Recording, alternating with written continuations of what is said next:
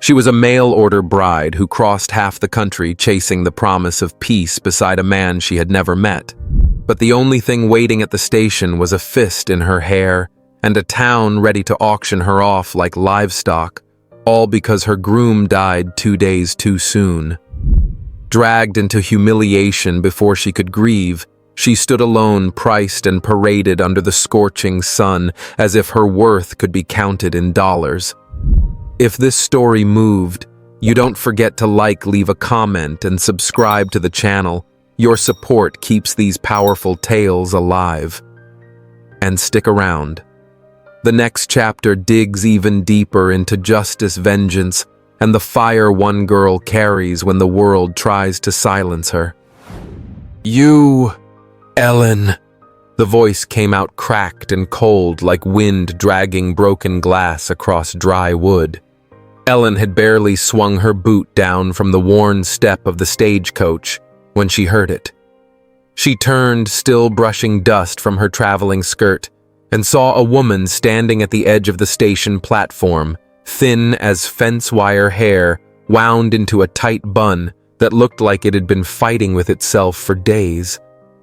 "Yes, ma'am," Ellen replied, her voice gentle but steady. She held out her gloved hand. The woman didn't take it. Instead, she stepped forward, eyes narrowing. "You're the one who came for Thomas."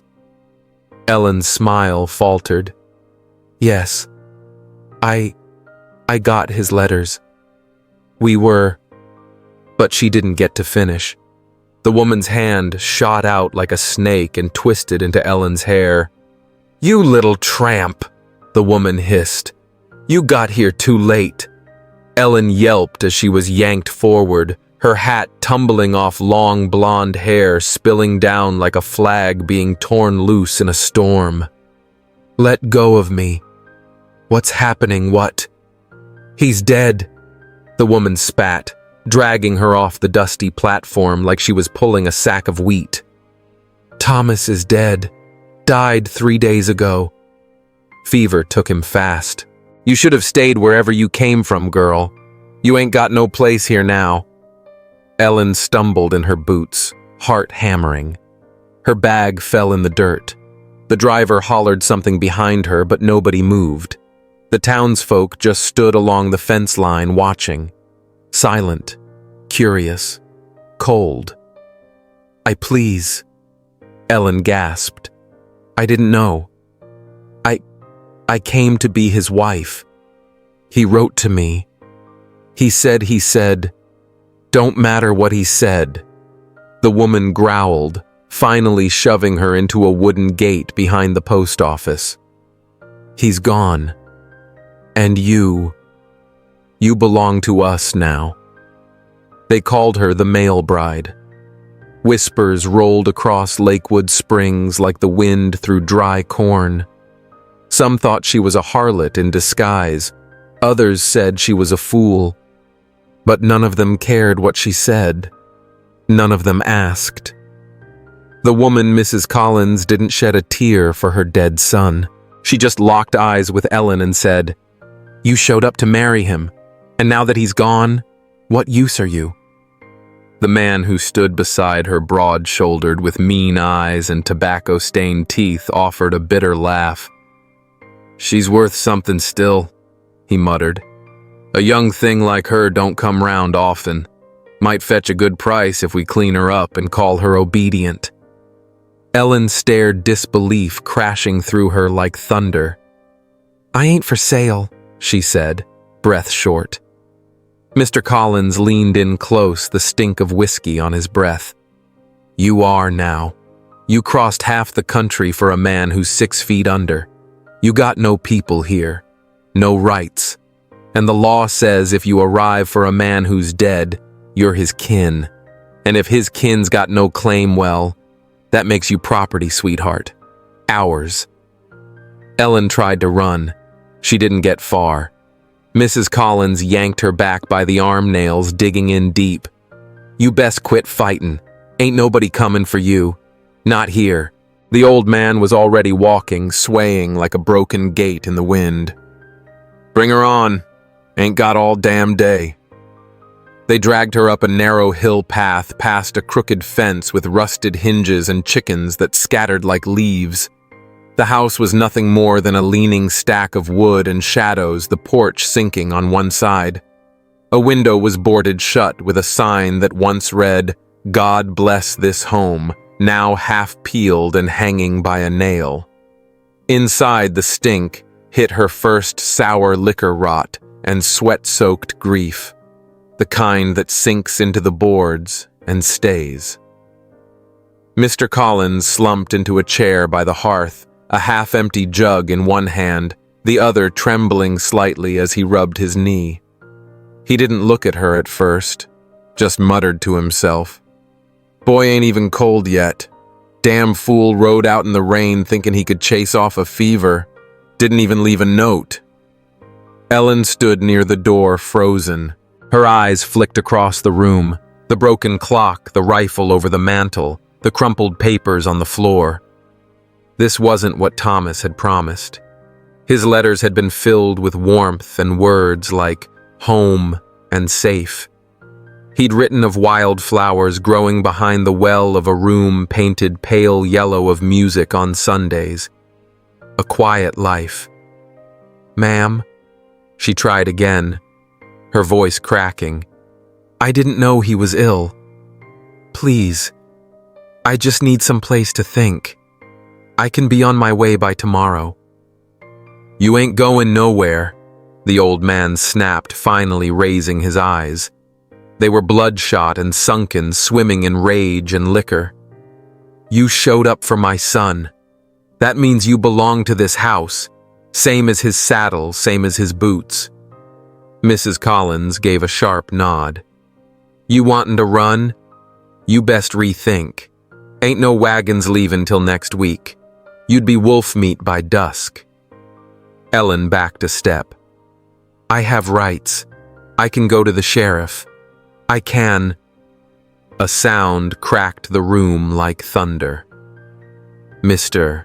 Collins had lurched to his feet and backhanded her so fast she didn't see it coming, just the sudden flash of pain and the feel of the floorboards against her shoulder as she crumpled. "You don't talk to me about no damn rights," he roared. "Ain't no law protecting stray bitches who show up begging to be wed." Ellen's hand clutched at her jaw. Her ears rang. "Try running again," he growled, standing over her lips curled. "See what happens. I'll break your legs and tell the preacher you fell down the damn well. No one'll ask." Mrs. Collins didn't flinch. She just stood behind him like a shadow, arms crossed, eyes cold. Ellen blinked back, tears tasting blood in her mouth. Her heart thudded so hard she thought it might break through her chest. "Thomas. He wouldn't." "Thomas is dead," the old man spat. "And you think he was some kind of prince? That boy wrote letters to a dozen girls just like you. Pretty words for a warm bed. You think you were special?" He leaned down close, the whiskey thick on his breath. "You ain't nothing but leftover meat on a cold plate." She didn't sleep that night. They'd thrown a blanket in the corner of the back room, bolted the door behind her. There were no windows, only the smell of mold and dust. Her shoulder ached. Her lip was split. But it was the betrayal that stung worse. Thomas. That name felt like a lie now. The letters she'd carried in her satchel, the ones she'd read over and over on the train dreaming of belonging. They were lies, or half-truths, or worse, bait. In the stillness, she pulled the packet from beneath her coat, one she'd managed to clutch even after being dragged, slapped, locked away. She read the last one again by moonlight. "I'll be waiting at the station, red kerchief in hand. I'll build you a garden and call you my angel. We'll sit by the porch at dusk and let the chickens roost while I play the fiddle. Just say yes, Ellen. Come west and be mine." Her hands trembled. In the darkness, she whispered to no one, "You lied." The next morning, a crude wooden platform was raised in the center of town, right where folks used to hang notices or preach sermons. Now it was for her. Last lot of the day, the sheriff called, wiping sweat from his brow. Healthy, young, obedient, if taught right. Ellen Collins, 19 years old. She stood on that platform with her arms bound, hair tangled, cheeks smeared with dust and tears. She didn't speak, didn't scream, but her eyes roamed the crowd like a wounded animal scanning for a gap in the fence. Most folks just watched. Men with glazed eyes, women with tight mouths. No one looked away. The first bid came from Frank Holloway, owner of the tavern, who laughed as he waved his $10 like it was a prize. 25 came another voice, Walter Schmidt, a farmer with fists like stones and a temper even harder. Ellen swayed on her feet. The June heat bore down like judgment, while the gathered crowd stood in uneasy stillness, some looking away, others leaning forward with grim fascination, their eyes drinking in every second of the scene unfolding. At the edge of the crowd, Islam Montgomery stood silently, arms crossed tight over his chest. A 42-year-old widower, and the only black landowner in the area, he kept to the back, jaw clenched, watching from beneath the brim of his hat. On the rough wooden stand, the girl didn't lift her eyes once. Her face was partly hidden by tangled hair, a bruise purpling on her cheek just beneath the hairline. Her parents, hollow-eyed and stone-faced, stood nearby watching as though this had nothing to do with them. $25, barked a raspy voice from the far end of the street. It was Frank Holloway, the local tavern keeper, waving his hand with a leer that didn't bother hiding its meaning. The girl's shoulders twitched. $30 came another offer, this one from Walter Schmidt, a hot-tempered farmer known for breaking more than just fences when he'd been drinking. Islam shut his eyes for a brief second. $30. That was nearly everything he had left after the drought had crippled his farm. It was money meant for seed for the next planting season.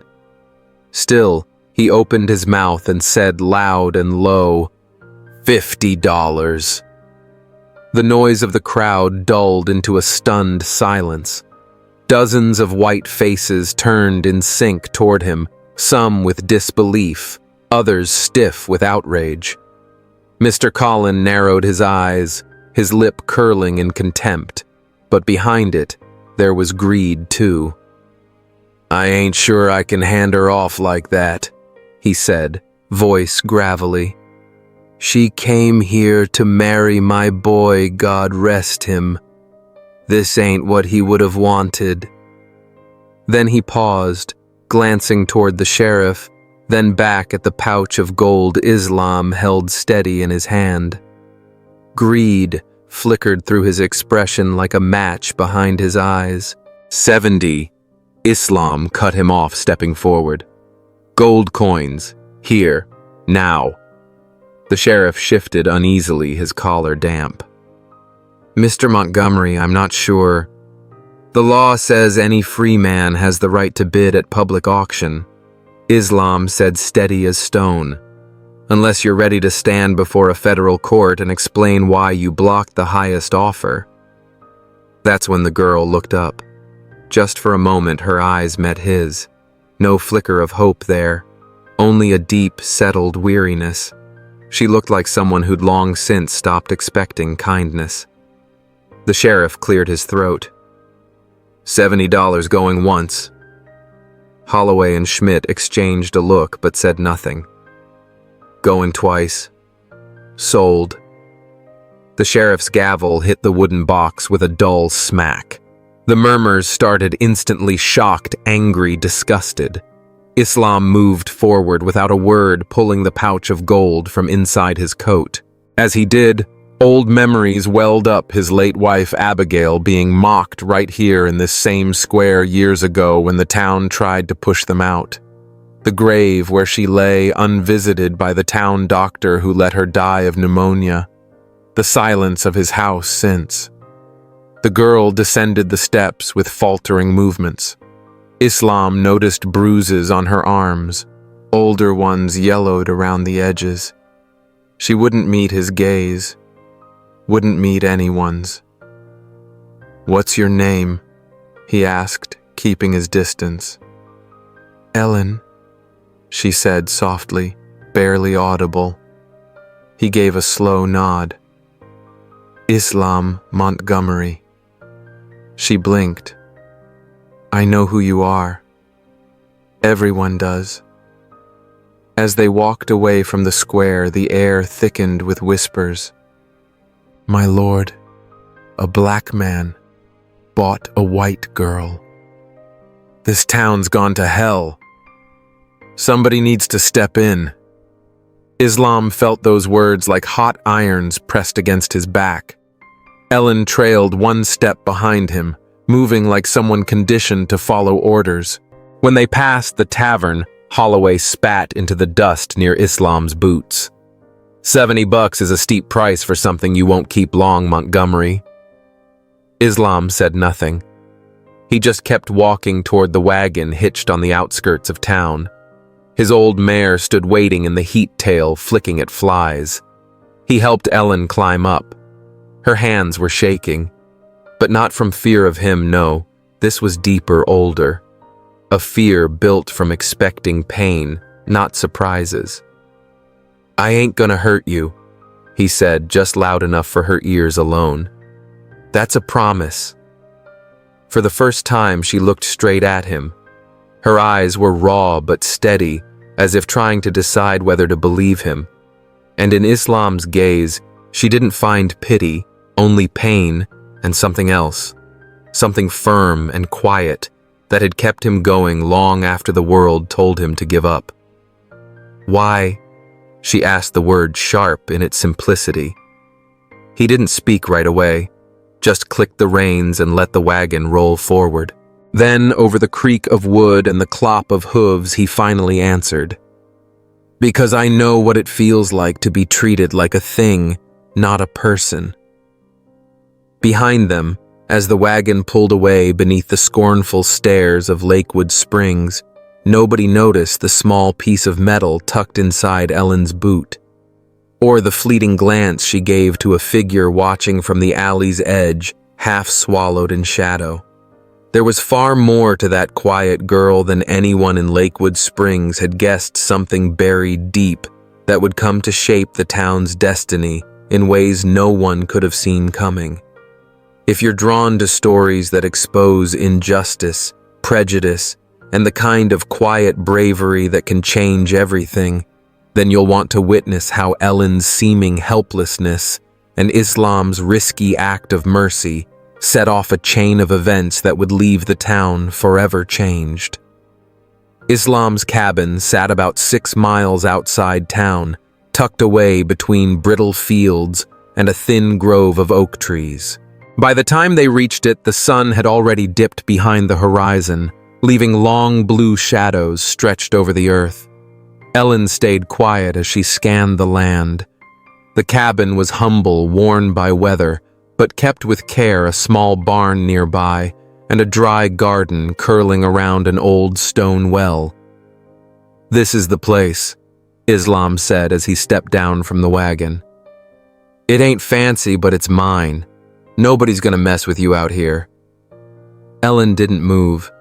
She sat stiffly on the wagon bench, her eyes shifting over the landscape, taking in distances, corners, and trees, like someone trying to plot their escape. When she finally climbed down, she made sure to keep several feet between them. "There's a room in back," Islam said. "Used to be my boy's. You can lock it from the inside if you want." At the mention of a child, she flinched. "Your son, Jacob," Islam answered, his voice flat, like he'd told it too many times to feel anything now. He passed along with his mama, pneumonia, 2 winters back. He was just 5. Inside, the lantern on the table was already lit, casting a low golden glow across the space. Ellen caught it right away. Her body tensed, her eyes narrowing. "Wait here," Islam said, noticing the shift in her posture. He moved quickly through the house, checking each room before returning with a calm nod. It was Ruth. She dropped off some food. "Ruth Wilkins?" Ellen asked, her voice laced with surprise. Islam tilted his head. "You know her? She delivered my mother years ago," Ellen replied carefully, as if trying to decide how much to give away. The cabin wasn't much, but everything had its place. Books lined up straight on makeshift shelves, a cedar table worn smooth by time and polish. It didn't feel like a man who'd given up. It felt like someone still holding the line. Later that night, over a quiet dinner, Islam looked across the table and said calm, as if he were remarking on the weather. "You plan on slipping out tonight, don't you?" Ellen froze mid-bite. Her whole frame went taut, shoulders drawn tight. "I wouldn't blame you," he continued, setting down his fork. "But there's 3 bounty men working the East Woods. Mayor sent 'em after some runaways." "I'm not a slave," she snapped, chin lifting. "No, you ain't," Islam said. "But try telling that to men with guns and no questions in the dark." When the morning came, Ellen found the cabin empty and the front door left wide open. No locks, no guards. She wasn't being held. Through the small window, she spotted Islam out in the yard working in the bone-dry soil, hauling water from the well and gently pouring it over dying plants. The stubbornness in the act said more than words ever could. Inside, while he was outside, Ellen looked around, not for anything to steal, but for something that made sense. She opened a drawer and came across a book, thick, leather-bound, full of federal statutes with careful notes written in the margins. Next to it were letters all signed by a Professor Williams from Boston University. Before she could look deeper, she heard the sound of hooves. She moved toward the window just in time to see 3 men ride up: Frank Holloway, Walter Schmidt, and a third man she didn't know, tall, clean-pressed, with an easy smile that didn't quite reach his eyes. Islam dropped his hoe and walked out to meet them, his face unreadable. "Montgomery," Holloway said with that fake friendliness that made the skin crawl. "We came to introduce someone. This here's Mr. Davis. He's the new county judge." The third man tipped his head, his tone smooth. "Mr. Montgomery, I've heard a good bit about you." "We're out reviewing properties," Davis said, his words lined with sugar. "Just need to make sure the county records are up to date." "My taxes are paid," Islam said flatly. "Always have been." "It's not about taxes," Schmidt chimed in, that wicked grin spreading. "It's about what land's being used for." "Any parcel deemed unproductive," Davis added, "may be reclaimed for better use." Ellen, watching from the shadows, noticed Islam's jaw twitch, but he didn't raise his voice. "This land's been under my name since 1869. Papers are in order." "Times change," Holloway chuckled. "So do laws." Once they rode off, Ellen stepped outside storm in her voice. "They're after your land." Islam didn't even pause his steps. "Always have been." "But it's useless," she said, looking out over the drought-ruined ground. "Why would they want it?" Islam hesitated, then said, "Because what's buried here's worth more than dry dirt." Later that afternoon, Ruth Wilkins arrived in her wagon, her presence sharp and steady. She carried sacks of seed jars of food and something heavier truth. "Judge Davis visited 5 other farms today," she said while tending to a scrape on Ellen's arm. All owned by folks like us, black immigrant or both. Islam nodded like it was already what he expected. And this came on the wire. Ruth handed him a sealed envelope. Jenkins wanted it passed straight to you. Islam read the letter in silence. When he was done, the calm in his face cooled into steel. Ellen, he said, his tone calm but steady. In any of the letters Thomas sent you, did he ever mention working with Mayor Marshall? Anything about land business? Anything that didn't sit right? Ellen's face flashed with shock for only a second before her voice broke the silence. How do you even know about that? Before Islam could answer, Ruth stepped in, her voice soft but steady. You're not the first girl we've tried to help get away from that family. That was the moment it clicked. Ellen suddenly understood Islam hadn't stepped in at that auction out of chance or charity. He hadn't bought her out of pity. Her heart dropped as her fingers shifted inside her worn boot, feeling the weight of the small, ornate key she'd hidden there. It seemed to grow heavier by the second. Before he died, she said quietly, her voice barely above a whisper. Thomas sent me a red ledger he said was important. He told me to keep it safe, that it held proof of something that would secure our future together. It's all in there, names, payments, dates. Turns out Mayor Marshall was at the center of all of it. She hesitated, then added, and it involves Judge Davis, something to do with land near the river. Islam and Ruth traded a glance, the kind that needed no words. He asked, Is that why he didn't care about selling you like that? Just wanted to keep things quiet? Ellen nodded slowly. Her eyes welled up as a tear slipped down her cheek. I know too much. I've seen too much. Back in town, the whispers were spreading like brush fire.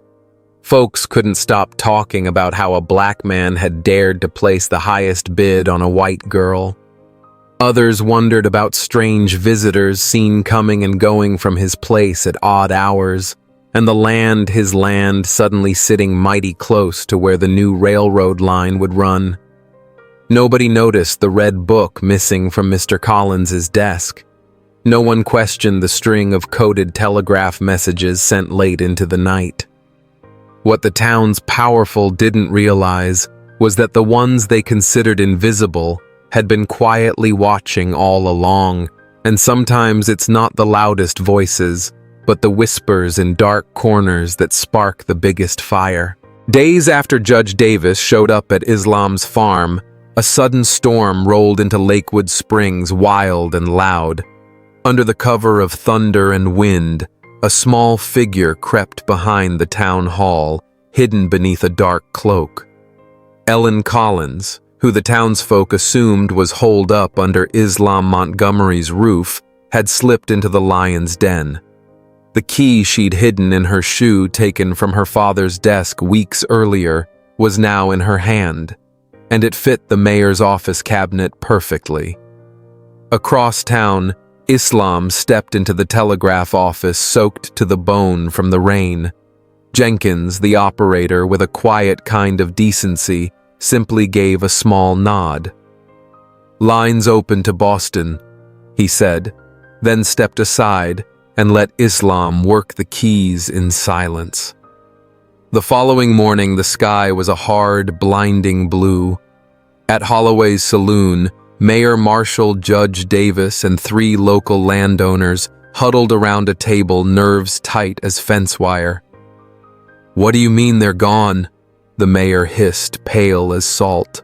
That cabinet was locked. Judge Davis tugged at his collar, sweat forming at his temples. Only you had the key. Frank Holloway poured himself another shot and muttered, What about that damn Montgomery? I told y'all he was trouble. Marshall sneered. No way. That man would never make it into City Hall without somebody noticing. But what they didn't know was this: at that very moment, 6 copies of those stolen papers had already been posted around town. On the church doors, the market, right outside City Hall. Ruth Wilkins moved through the streets like she was out on an errand, calm as ever. She pinned the final sheet to the board with steady hands. The truth was out now, how the town's leaders had plotted to snatch up key pieces of land before news of the railroad broke, lining their own pockets with forged deeds and dirty deals. At exactly 10 o'clock, the church bell rang. A special train pulled into the station, whistling loud through the valley. 3 men stepped off in clean, dark suits, one from the Continental Railroad Company, another from the Department of the Interior, and the third, a journalist from the Boston Globe. Islam was already waiting and led them straight down Main Street. A crowd began forming, townsfolk, gathering around the notices, reading the names, the amounts, the signatures. "That's fake," Mayor Marshall barked from the saloon doorway. "All of it fabricated lies." The federal officer looked up coolly. "Even the part where your signature appears on every page, Mayor, or the hand-drawn map showing exactly how you plan to reroute the railway to benefit stolen land." Walter Schmidt bolted for the back door but ran straight into the sheriff. "You knew?" he asked, eyes wide. "Not everything," the sheriff admitted, "but enough not to stop what's coming." The murmurs in the crowd grew louder. Many who'd spent years pretending Islam didn't exist now stared at him with mixed expressions, some ashamed, others finally seeing. But the real gasp came when Ellen stepped out of the church alongside Reverend Thornton. "This young woman," the Reverend announced, voice steady, "risked everything to bring these truths forward. These aren't just crimes, they're betrayals against every honest soul in this town." Ellen didn't flinch when her father stormed into view, red-faced and snarling. Their eyes locked. "You," Collins growled, lunging toward her. "I wouldn't try that," the federal man warned, stepping between them. "Your daughter's already given us more than enough evidence to tie you and the mayor to at least 7 cases of forged property claims." At that moment, a young clerk stepped forward and handed a telegram to Judge Davis. The judge paled. "The Massachusetts Bar Association," the journalist read aloud, "is eager to know how a man disbarred for misconduct managed to worm his way onto the bench in another state." Judge Davis couldn't speak. Marshall looked like he was about to faint. And the truth, it was just beginning to unravel. "The Massachusetts Bar Association is very curious," the reporter said coolly, "to learn how a man once removed for judicial misconduct managed to land himself a bench seat in another state." "You can't do this," Mayor Marshall snapped, eyes darting nervously across the room. "This town is mine." "It was yours," the railroad representative corrected him with a thin smile. "The Continental Company is especially interested in knowing how sensitive development plans were leaked before their official release." What followed was chaos captured in detail. The mayor's clumsy attempt to slip away through a side door, Holloway cracking under pressure, confessing as if it would save him, and Collins red-faced and raging as officers stormed into his house and seized the red ledger that had once made him feel untouchable. But none of it hit as hard as the moment Ellen stood face to face with the man who had sold her. "You sold me," she said, voice steady and unwavering, "like I was nothing. Just like you sold off every last shred of this town's decency." Backed into a corner, Collins finally snapped the last of his mask, peeling away. His voice turned sharp, venomous. "You think I cared about that boy? He was weak just like his mother, always writing letters, dreaming up some picture-perfect life with some girl he'd never met. He was gonna ruin everything." His eyes burned with something feral now. So I stopped it. I put an end to his foolishness before he dragged us all down with him. The crowd froze. Then Islam's voice broke the silence, low, calm, and full of quiet power. Every soul standing here is worth the same, Mr. Collins. That's the truth you tried to bury, that you can't put a price on human dignity. As authorities rounded up the conspirators, the crowd shifted, some outraged, some vindicated. Many who once crossed the street to avoid Islam now lingered nearby, hoping to be seen standing on the right side of things. Few noticed Islam and the railroad man deep in quiet conversation near the steps of the courthouse. Fewer still saw the federal agent carefully reviewing Islam's deed papers, and only a handful caught the knowing glance exchanged between Ruth and Ellen when the reporter asked for a comment. Lakewood Springs had been rattled to its core, but as the dust settled, a question hung in the air, passed from one hushed voice to the next. How did a black man and a girl who'd been sold like livestock manage to tear down the most powerful men in town? The answer wasn't in any one moment, but in all of them, in the stack of documents nailed to the walls and the coded telegrams that traveled east in a plan years in the making.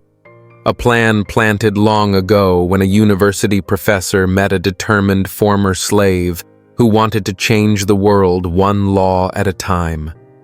6 months later, the morning sun rose on a different Lakewood Springs.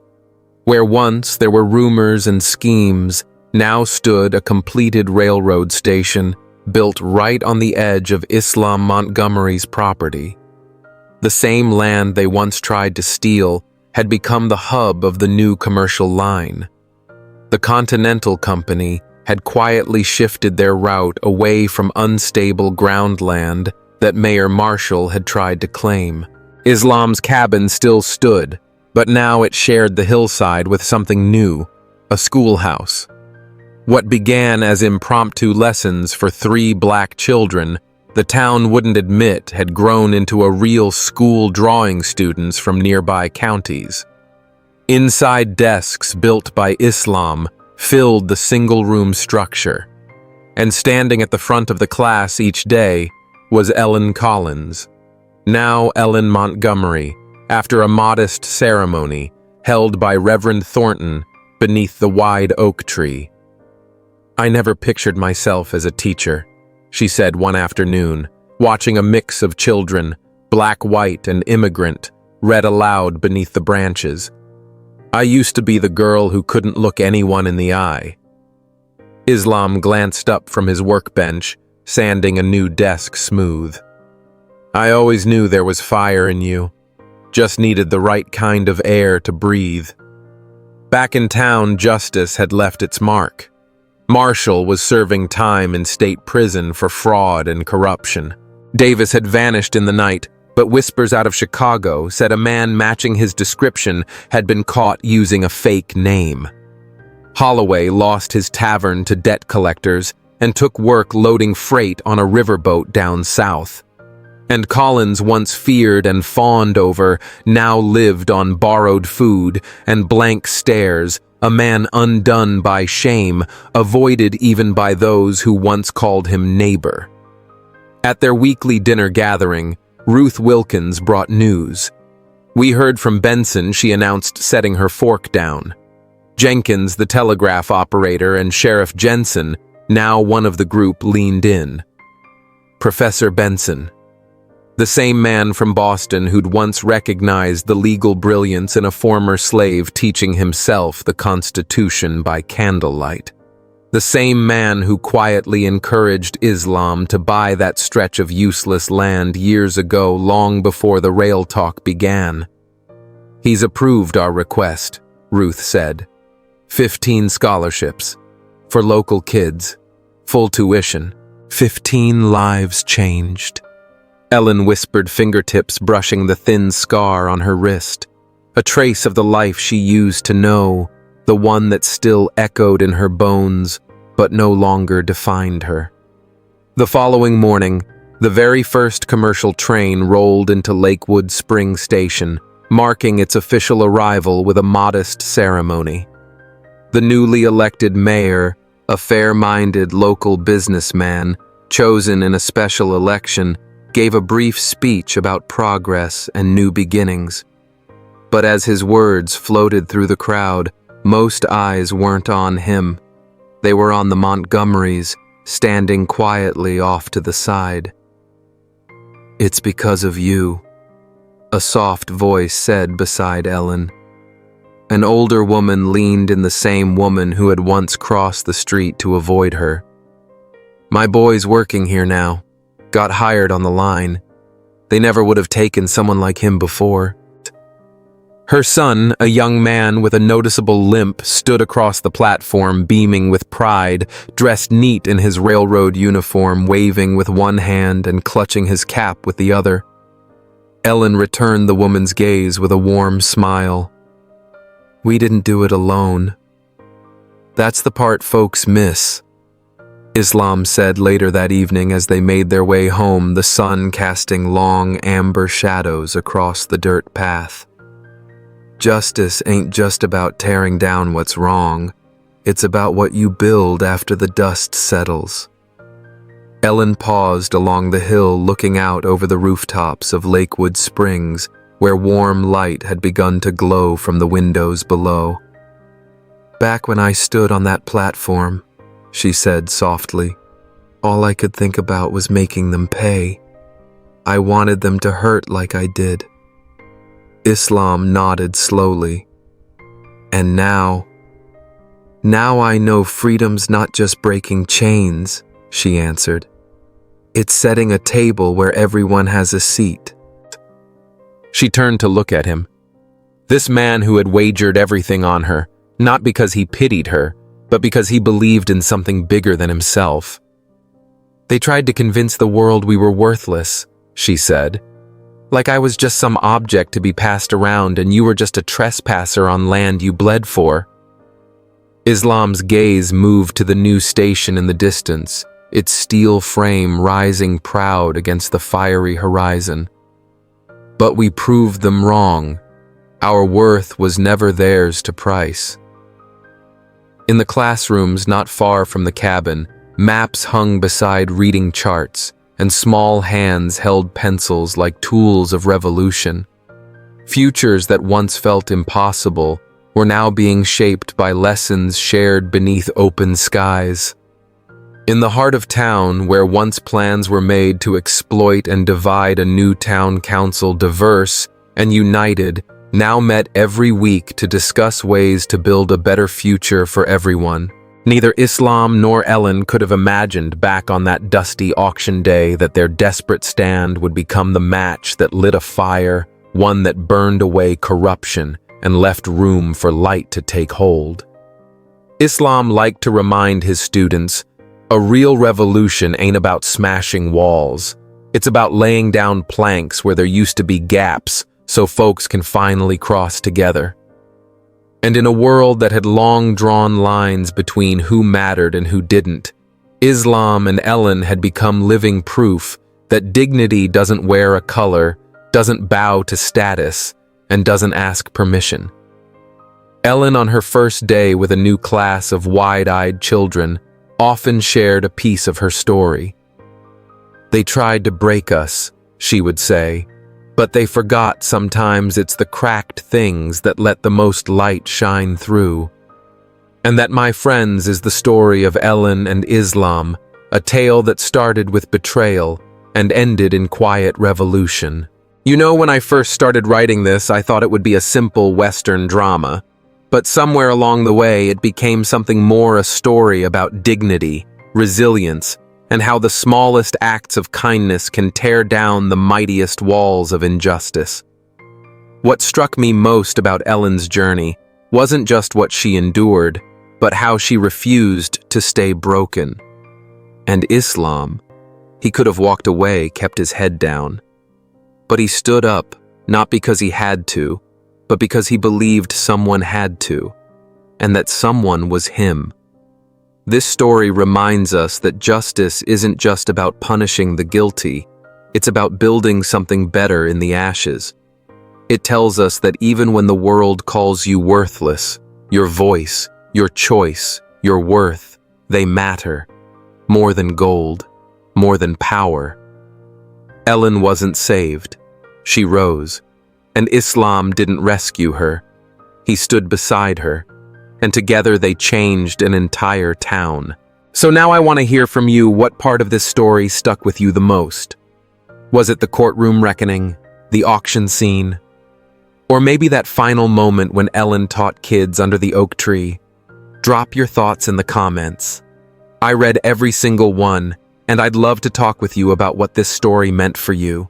And hey, if stories like this speak to your heart, don't forget to subscribe.